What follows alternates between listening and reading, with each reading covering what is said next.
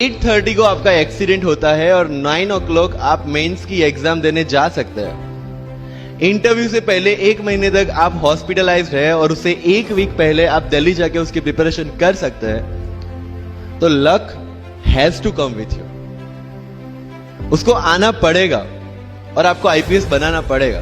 मैं एग्जाम के लिए निकला, मेंस मेरा था, सुबह GS3 का पेपर था। 8:30 को मेरा स्कूटी स्लिप हो गया, मेरा लिगामेंट इंजरी हो गया, लेफ्ट हैंड में इंजरी था, सीट से ब्लीडिंग हो रहा था। लेकिन मेरे पास 2 ऑप्शन थे। मैं खड़ा हुआ, मैंने देखा, okay my right hand is safe and I decided I go to the exam hall and write the exam.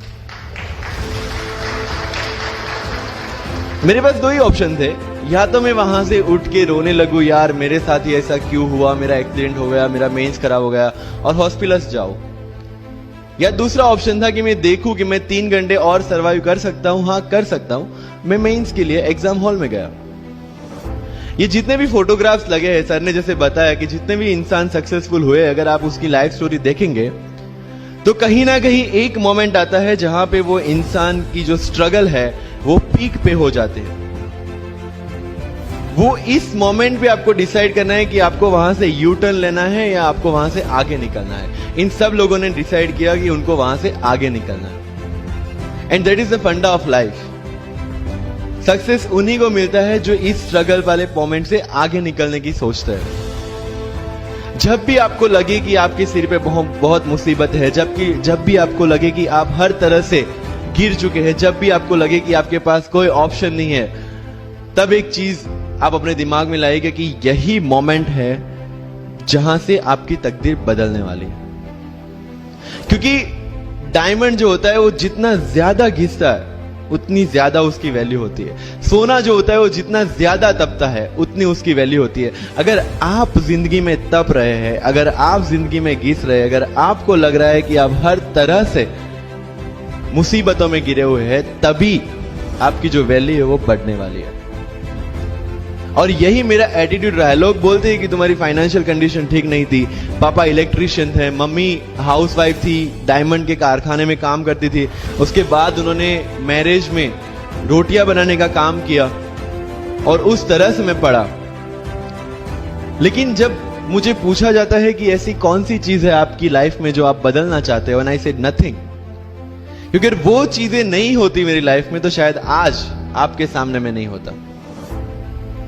तो अगर लाइफ में प्रॉब्लम्स है, अगर लाइफ में स्ट्रगल है, जैसे सर ने बताया struggle is a part of life and I strongly believe in that. Bharat वर्ष का सपना चंद्रगुप्त ने देखा, चाणक्य ने देखा, और उस भारत वर्ष को बनाने के लिए जब ये संघर्ष जारी था और तब राजा धनानंद की डॉटर दुर्धरा से चंद्रगुप्त को प्यार हो जाता है, और जब चाणक्य उनको बोलते कि नहीं तुम्हें उससे दूर रहना है, तब चंद्रगुप्त बोलता है आचार्य कभी कभी सोचता हूं कि जिंदगी में या ये भारत के सम्राट बनने के लिए इतना त्याग, इतना बलिदान ना देना होता तो।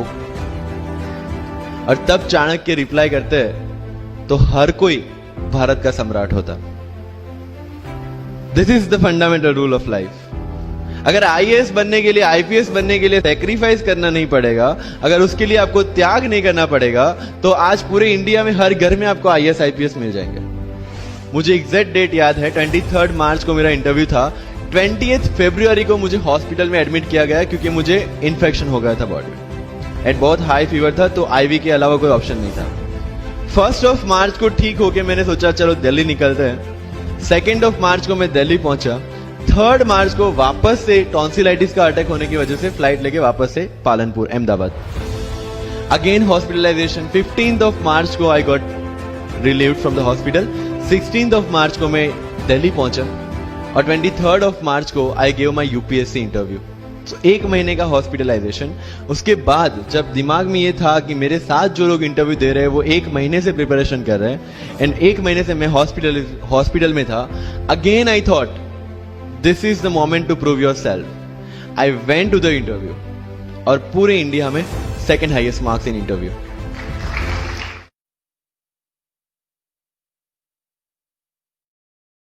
Share chat.